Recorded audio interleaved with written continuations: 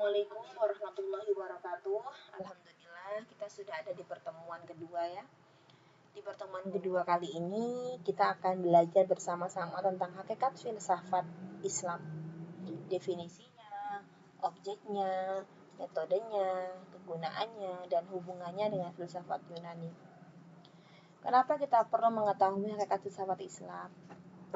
Karena kita ingin tahu bagaimana pola pikir, bagaimana tujuan dari munculnya filsafat Islam di tengah-tengah masyarakat Islam itu sendiri, dari mulai sejak tabi'in ya sampai saat ini. Dan apa pentingnya filsafat Islam itu sendiri untuk kehidupan kita selanjutnya? Baiklah, di sini Ibu akan melihat filsafat Islam dari segi semantik dan segi praktis. Dari segi semantik sendiri yaitu dari maknanya ya. Semantik itu maksudnya maknanya. Kalau semantik itu makna falsafah. Jadi filsafat itu dalam bahasa Arab disebut dengan falsafah.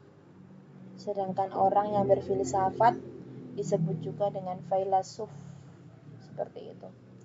Sedangkan dalam bahasa Yunani sendiri, filsafat itu disebut dengan filosofia, yaitu philos berarti cinta, sophia berarti pengetahuan. Sedangkan orang yang berfilsafat disebut dengan filosofer. Dari makna semantik ini, kita bisa memahami bahwasannya filsafat adalah suatu proses seseorang yang dalam mencintai suatu pengetahuan ya. Karena pengetahuan itu perlu dicintai. Kenapa perlu dicintai?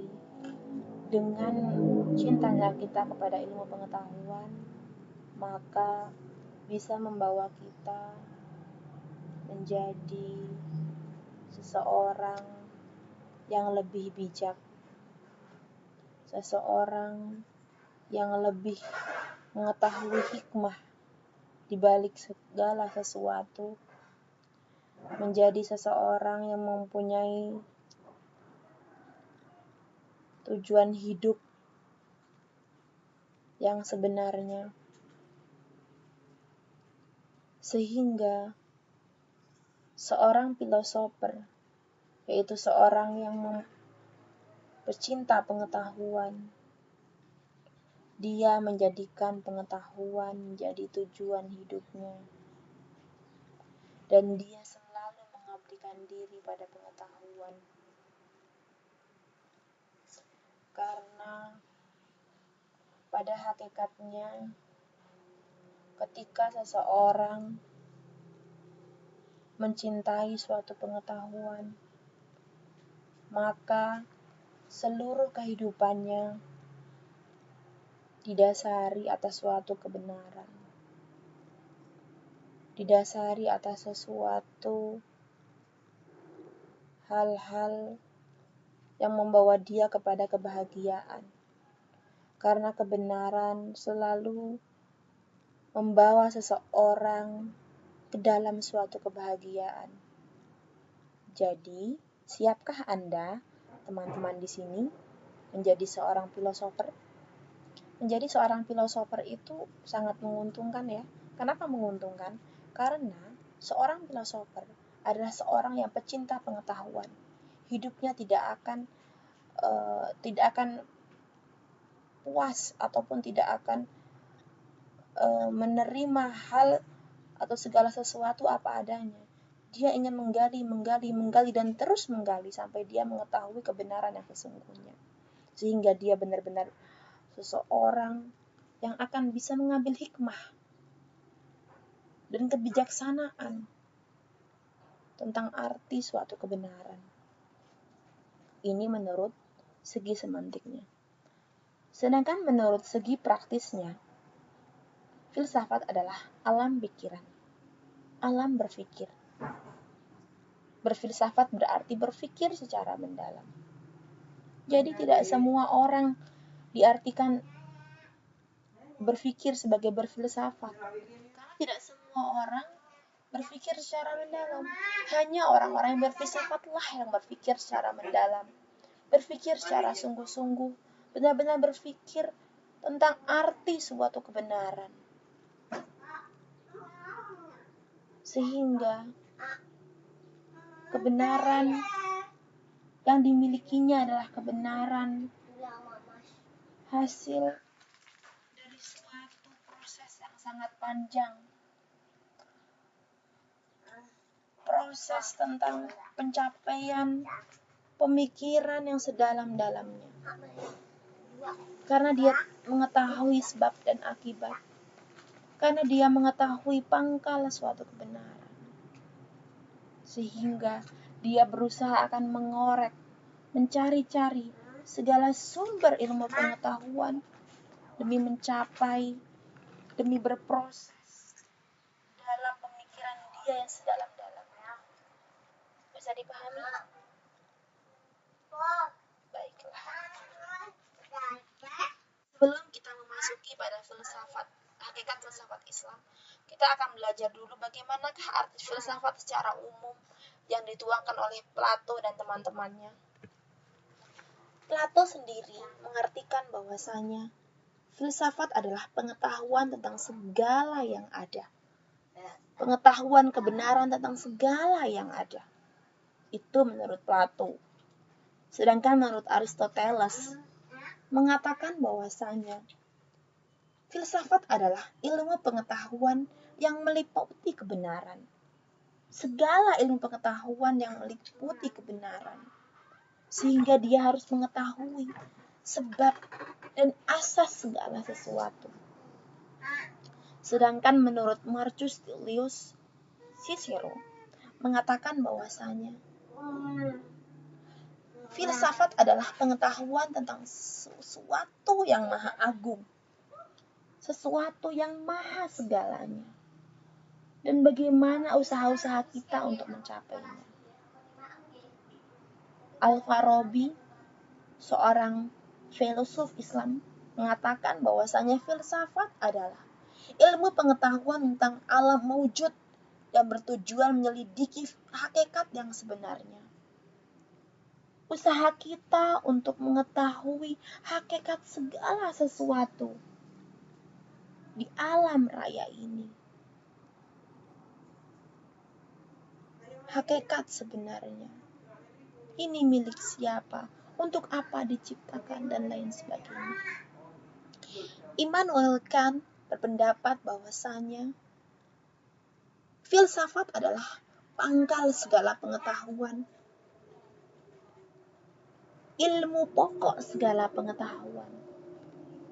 Sehingga darinya kita mempunyai rasa keingintahuan yang sangat mendasar. Seperti kita benar-benar ingin mengetahui apa yang ingin kita ketahui.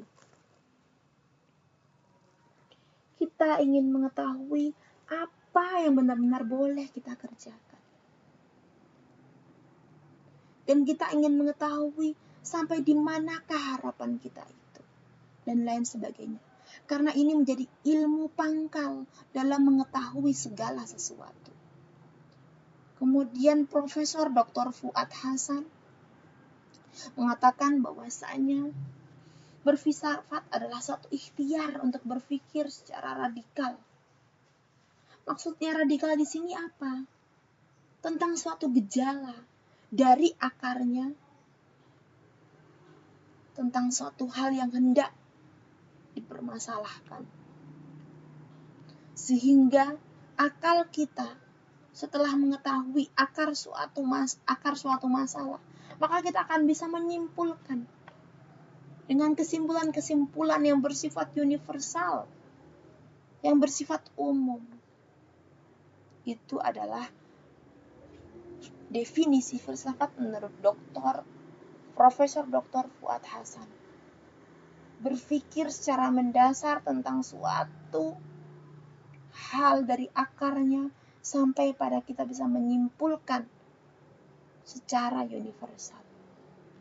Sedangkan Hasbullah Bakri rumuskan bahwasanya filsafat adalah ilmu yang menyelidiki segala sesuatu dengan mendalam, mengetahui tentang ketuhanan, alam semesta, dan manusia.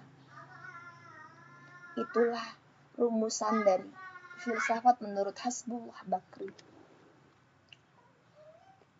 Sehingga kita bisa menarik kesimpulan di sini bahwasanya filsafat adalah hasil dari upaya manusia, akal budinya dalam memahami ataupun mendalami tentang hakikat Tuhan, tentang hakikat alam semesta, dan hakikat manusia.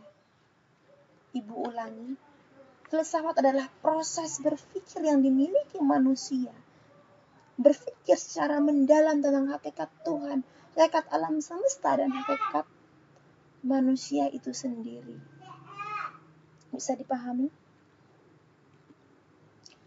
Sekarang kita ingin mengetahui apakah tujuan dari filsafat, apakah fungsinya, dan apakah manfaat filsafat itu sendiri. Filsafat mempunyai tujuan,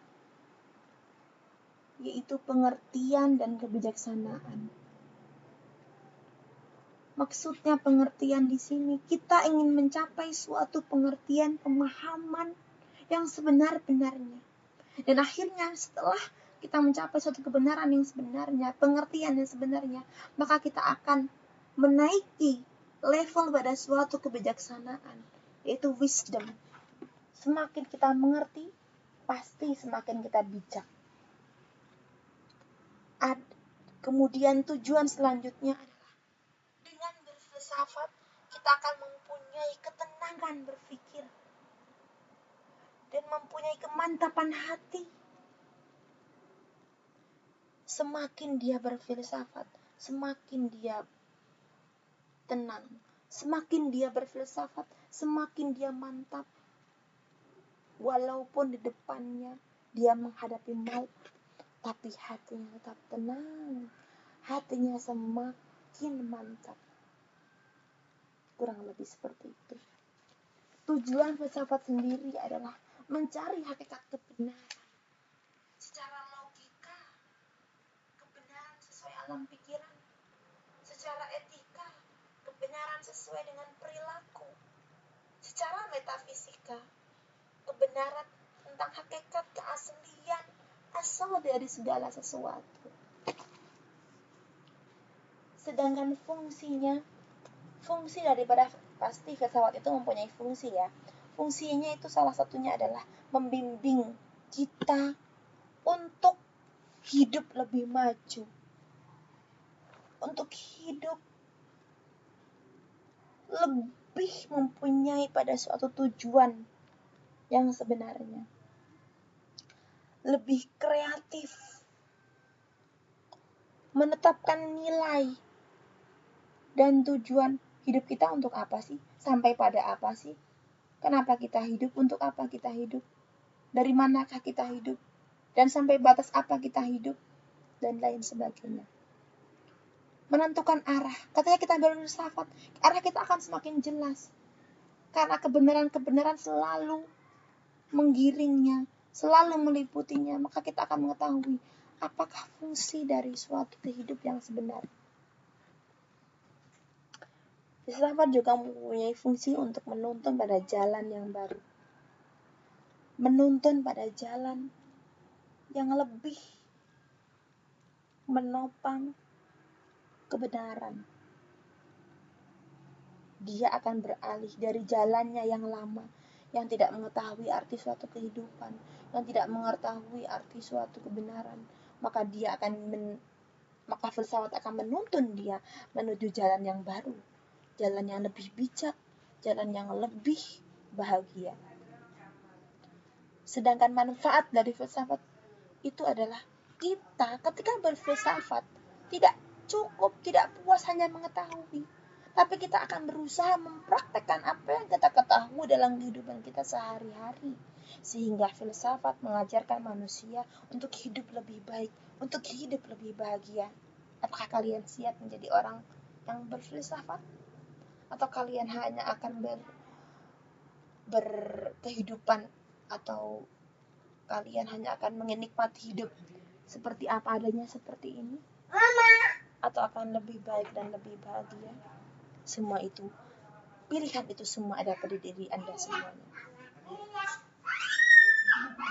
Sedangkan di sini, filsafat Islam pada hakikatnya adalah hikmah. Hikmah itu adalah sesuatu yang kita ambil, yang ingin kita ketahui dari kebenaran apa di balik sesuatu yang telah terjadi.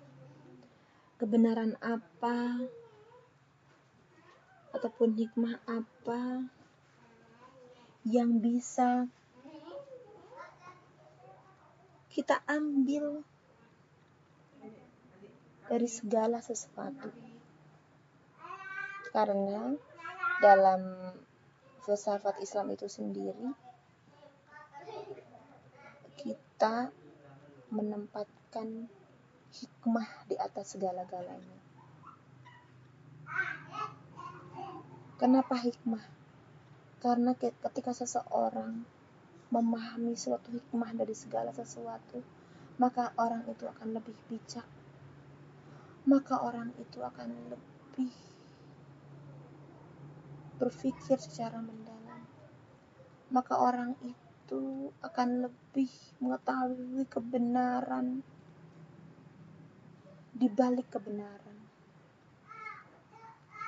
Kurang lebih seperti itu. Maka yang kita munculkan di sini adalah orang-orang yang sangat mempunyai sumbangsi terhadap pemikiran filsafat Islam. Di antaranya ada Farabi, Ibnu Sina, dan Muhammad Abduh yang Ibu akan bahas di sini. Sedangkan menurut Farabi di sini, Al-Farabi di sini adalah mengatakan bahwasanya filsuf adalah orang yang menjadikan seluruh kesungguhan dari kehidupannya dan seluruh maksud dari umurnya mencari hikmah, yaitu memakrifati Allah dan mengandung pengertian memakrifati kebaikan.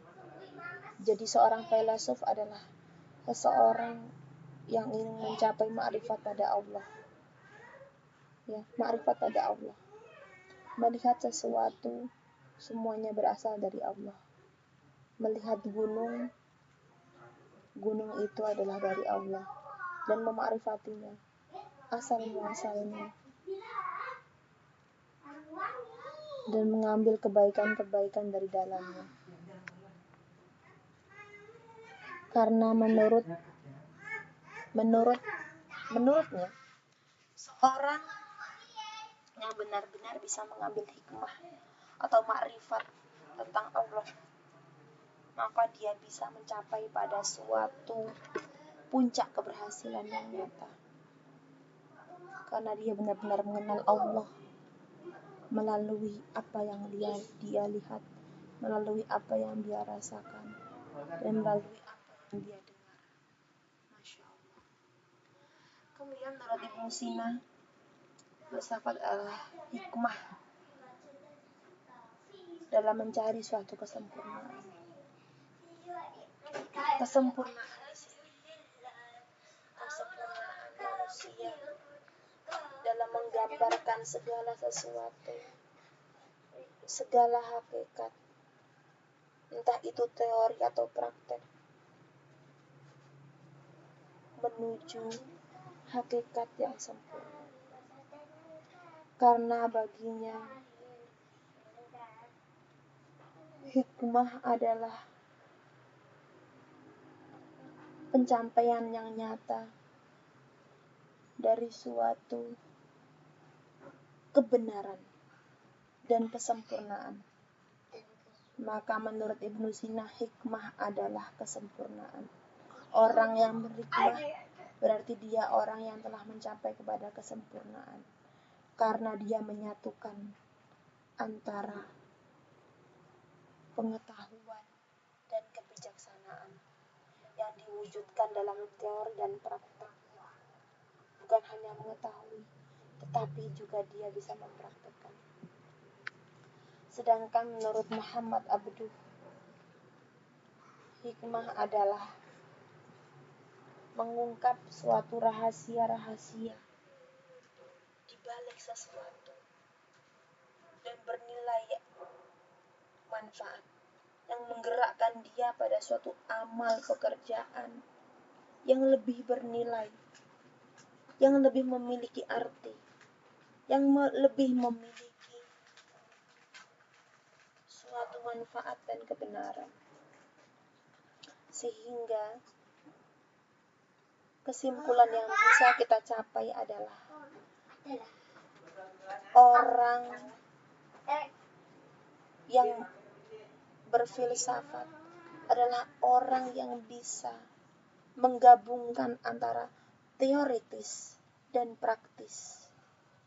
Teoritis maksudnya di sini adalah dia mempunyai etika,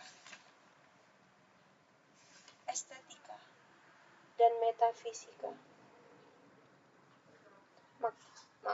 Maaf, maksudnya di ibu di sini adalah pertama kali adalah logika ya. Logika, etika, dan metafisika. Maksudnya etika di sini adalah logika ya maksudnya. Maksudnya logika, etika, dan metafisika. Jadi secara logika dia benar, dia bisa mencapai kebenaran. Kemudian secara etika dalam berperilaku dia juga mencapai kebenaran. Kemudian dalam metafisika dia juga mencapai suatu kebenaran.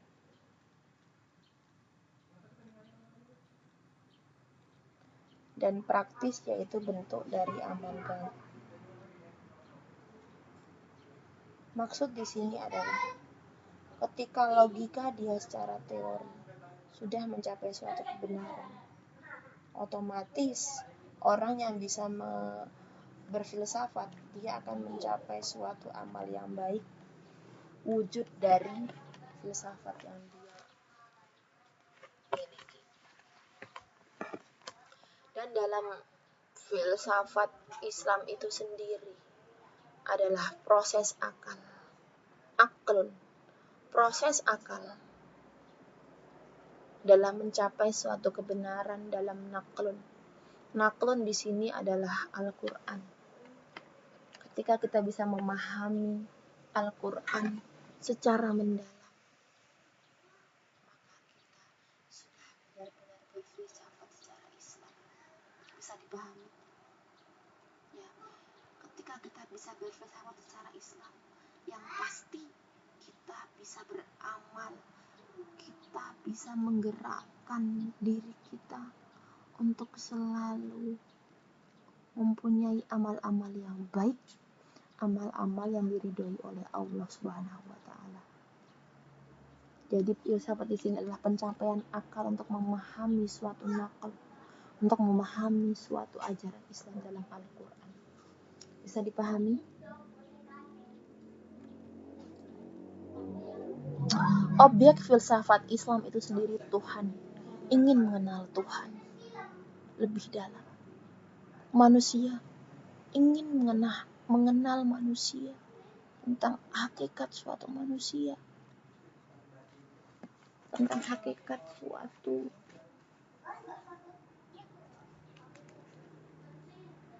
manusia dan apa yang dia miliki, serta realitas yang nampak di kehidupan manusia.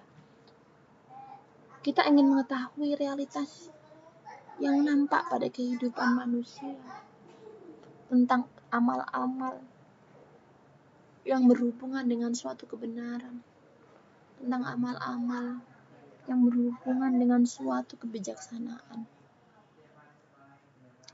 Sehingga dalam objek filsafat Islam itu sendiri merubah dari ilmu fisika menjadi ilmu metafisika. Kalau ilmu fisika, kita lebih pada ingin mengetahui kenapa benda ini berubah. Contohnya, kenapa benda ini berubah dari suatu oksigen menjadi hidrogen dan lain sebagainya. Tetapi dalam ilmu metafisika itu meningkat karena kita ingin mengetahui sifat ataupun sebab wujud dari segala sesuatu. Ya, bukan hanya perubahan-perubahan benda ke dalam bentuk benda lain, tapi kita ingin mengetahui sifat zat yang mengadakan, sifat wujudnya. Ya. Seperti contohnya di sini, kita ingin mengetahui apakah alam semesta ini wujud dengan sendirinya, ataukah ia mempunyai sebab yang tidak nampak. Jadi bukan hanya perubahan, tapi kita ingin mengetahui sebab dari yang nampak ini. Ya, kenapa? Dari mana alam semesta ini? Apakah ada dengan sendirinya ataukah ada sebab yang tidak nampak dan lain sebagainya. Tapi lebih mendalam. Metafisika itu berpikir lebih mendalam tentang keaslian segala sesuatu. Dan pada objek filsafat Islam itu sendiri mengajak kita untuk menemui ilmu logika. Ilmu logika adalah ilmu berpikir yang benar.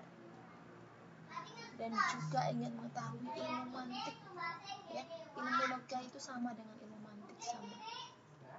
Tentang syarat-syarat kebenaran ataupun salahnya. Karena dengan logika, ilmu logika ataupun mantik ini, kita akan tahu proses kebenaran yang sebenarnya.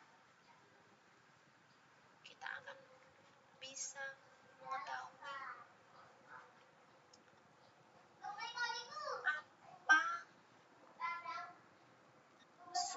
apakah suatu kebenaran itu bisa disebut benar jika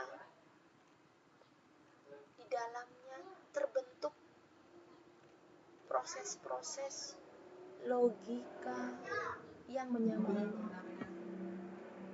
Contohnya seperti ini. Manusia itu berakal. Pertama, manusia ada poin 3 ya. Pertama, manusia itu berakal. Kedua, Doni itu manusia. Ketiga, berarti secara logika kita bisa menyimpulkan Doni itu berakal karena Doni itu manusia. Bisa dipahami di sini? Ya. Jadi kebenaran itu menurut ilmu logika itu ya harus logis. Nggak boleh kebenaran itu terpisah. Kebenaran itu ya harus logis, ada runtunannya. Nggak bisa kebenaran itu hanya disimpulkan di akhir saja. Dia harus mempunyai urutan-urutan sendiri dalam prosesnya, dalam mencapai suatu kebenaran tersebut. Jadi berpikir secara logis. Ya, kalau ada ini ya pasti karena ada ini. Ya, nggak mungkin ada ini kalau tidak ada ini. Kurang lebih seperti itu. Bisa dipahami? Kalau tadi metafisika kita itu ingin belajar bahwasanya apa yang nampak itu pasti dari sesuatu, dari ada sebabnya, ada hakikat sebelumnya. Ya, berusaha untuk mengetahui wujud-wujud yang ada di depan kita, yang ada di alam semesta, yang ada di nampakan ini, ingin mengetahui sebabnya itu apa, ingin mengetahui dari mana munculnya. Ya. Dan sifat-sifat zat yang mengadakan. Sedangkan ilmu logika itu menggiring kita untuk berpikir secara logis tentang apakah itu proses untuk mencapai suatu kebenaran, ya, yang pasti tidak akan ada sesuatu tanpa ada sesuatu. Ini ada karena itu ada runtunannya. Bisa dipahami? Sekarang apakah itu hubungan filsafat Islam dengan filsafat Yunani? Pasti ada hubungannya, karena yang pertama kali muncul di dunia ini adalah filsafat Yunani, bukan filsafat Islam. Dan pasti juga banyak pikiran filsafat Yunani yang telah terpengaruh dalam filsafat Islam. Ya, jadi filsafat Islam adalah muncul terpengaruh dari filsafat Yunani. Akan tetapi para filosof Islam itu hidup dan berkehidupan di lingkungan yang berbeda dengan filsafat Yunani, sehingga hasil pemikiran yang dimiliki oleh filosof Islam itu berbeda dengan hasil pemikiran yang dimiliki oleh filosof Yunani. Bisa dipahami? Pastinya orang yang berfilsafat secara Islam jadi akan berpikir berdasarkan Al-Quran dan Al-Sunnah. Prinsip-prinsip yang dimiliki dalam agama Islam dan masyarakat Islam itu sendiri berbeda dengan filsafat Yunani, walaupun pada hakikatnya filsafat itu berasal dari Yunani, tetapi hasil pemikirannya pasti berbeda dengan pemikiran antara filsafat Yunani dengan filsafat Islam. Filsafat orang Islam maksudnya seperti itu, sehingga orang filosof Islam tidak akan sungkan untuk melenyapkan atau untuk menghilangkan kejanggalan berpikirnya orang Yunani yang sangat kontroversi dengan berpikirnya atau cara berpikir filsafat Islam, karena menurutnya itu sangat ganjal dan tidak bisa dipadukan, kurang lebih seperti itu. Sebagai contoh, Plato sebagai filsafat Yunani menjadikan kebaikan menjadi suatu ide tertinggi. Plotinus juga menjadikan bahwa kebaikan itu adalah sebagai wujud utama dari rangkaian wujud. Tapi dalam Ibnu Sina ingin memadukan antara filsafat dan agama, sehingga Ibnu Sina menafsirkan dalam surat An-Nur ayat 32 menjadikan sesuatu dalam surat An-Nur itu pasti kita akan menemukan ada kata langit dan bumi. Langit dan bumi ini sebagai alam semesta, pohon zaitun sebagai akal yang universal. Maksudnya di sini apa?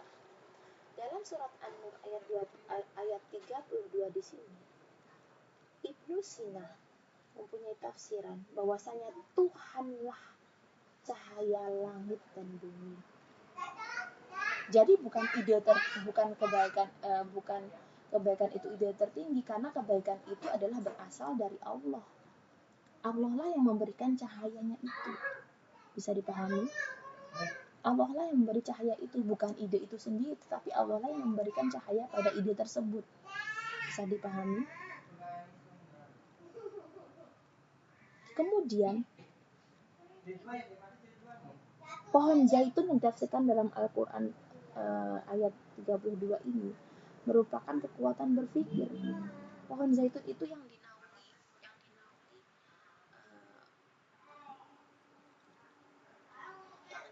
oleh cahaya itu sendiri. Sehingga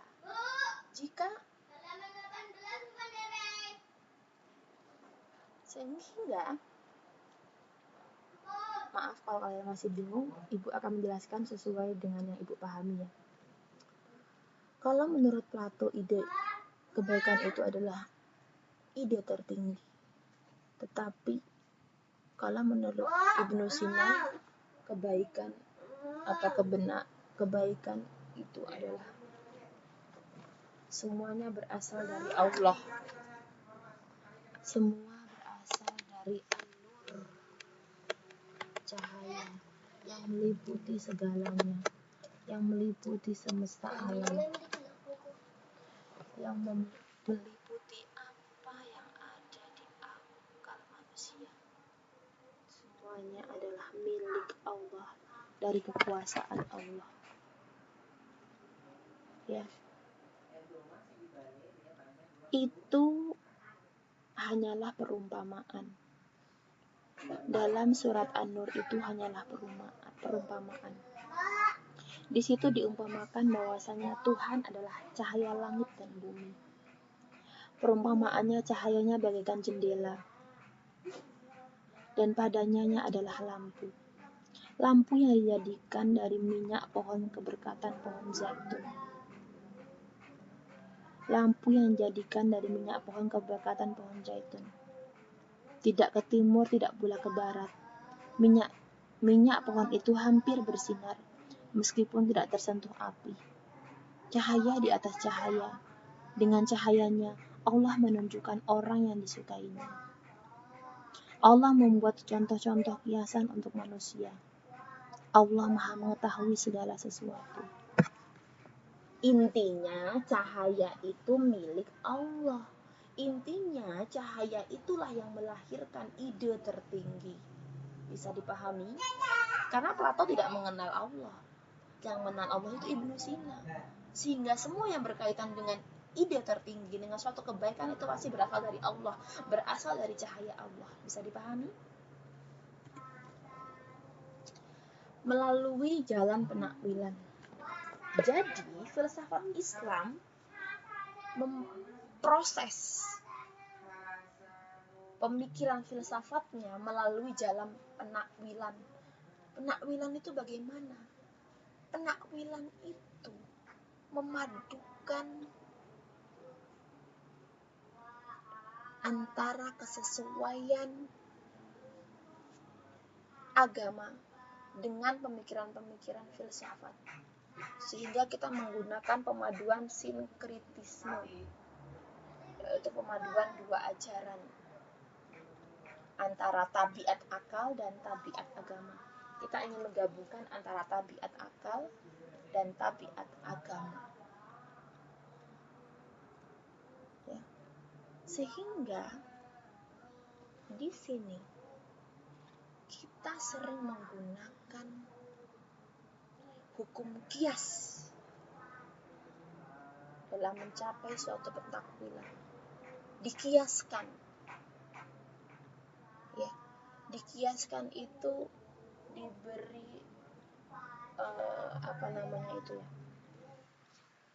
Dikiaskan berarti adalah diberikan suatu perumpamaan, gitu ya, perumpamaan yang menyerupainya, gitu ya, perumpamaan yang menyerupainya.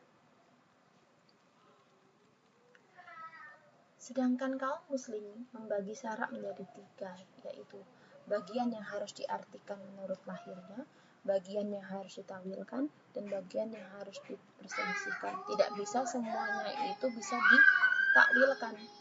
Jadi ada bagian yang memang menurut lahirnya seperti itu nggak bisa ditakwilkan, ada sebagian perlu ditakwilkan, dan ada sebagian yang harus diperselisihkan. Dapat disimpulkan bahwa cara-cara tersebut sebagai sarana mempermudah dalam menerima jalan pemikiran filsafat agar tidak bertentangan dengan agama. Karena seorang filsuf harus mempunyai syarat-syarat yang dimilikinya. Pertama, seorang filsuf Islam dalam maksud ibu itu ya. Seorang filsuf Islam dia mempunyai syarat tertentu. Pertama, dia tuh harus paham prinsip-prinsip syara, dan juga dia menyadari bahwa syara itu ada larangan dan juga ada yang dibolehkan dan lain sebagainya. Dengan seperti itu, dia bisa berpikir secara mendalam, dia bisa berpikir secara sungguh-sungguh tentang hakikat segala sesuatu. Dia bisa mencapai pada ma'rifah kepada Allah, kepada ma'rifah tentang manusia dan segala apapun tujuan manusia, dan dia juga bisa mencapai pada realitas yang dihadapi oleh manusia. Apakah manusia itu sudah hidup dengan benar di masyarakatnya atau apakah belum? Ya. Jadi penakwilan di sini adalah proses mengkiaskan segala sesuatu, merumpamakan, memberi perumpamaan segala sesuatu demi mencapai suatu kebenaran yang hakiki tentang ma'rifat Allah, tentang ma'rifat yang sebenarnya, tentang ma'rifat alam semesta dan lain sebagainya. Bisa dipahami? Baiklah, memang Ibu akui ya, filsafat ini lumayan ceru ya, lumayan mendalam. Tapi yakinlah, ketika kalian bisa memahami filsafat secara Islam di sini, insya Allah kita bisa menjadi salah satu umat Rasulullah SAW yang bisa mencapai satu kebenaran yang hakiki.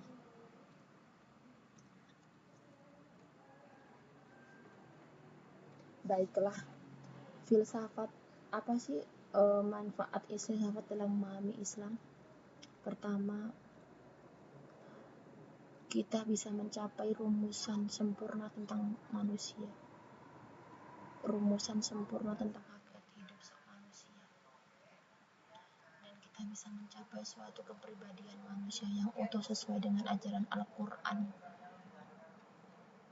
dan juga sunnah-sunnahnya, karena kita menjadikan Al-Quran sebagai sumber suatu filsafat. Semakin dia tahu, semakin dia berfilsafat, semakin dia mencintai Al-Quran, semakin dia berkepribadian seperti yang dia tuntunkan dalam Al-Quran. Kurang lebih seperti itu. Semoga kita bisa menjadi bagian orang-orang yang selalu dituntun oleh Allah untuk selalu mendalami Al-Quran dan berfilsafat di dalamnya. Kurang lebih seperti itu. Untuk tugasnya, Ibu minta kepada kalian pilih salah satu ayat dalam Al-Quran tentang yang menggambarkan tentang kepribadian manusia atau tentang manusia pada seutuhnya. Dan tolong berpikirlah secara mendalam tentang ayat tersebut, tentang hakikat manusia dan lain sebagainya. Tulis di kolom diskusi di e-academic. Terima kasih sudah menyimak video Ibu, semoga bermanfaat dan kita bisa menjadi bagian dari orang-orang yang selalu berfilsafat demi mencapai suatu kesempurnaan. Wallahul muwaffiq ila aqwamit thoriq. Wassalamualaikum warahmatullahi wabarakatuh.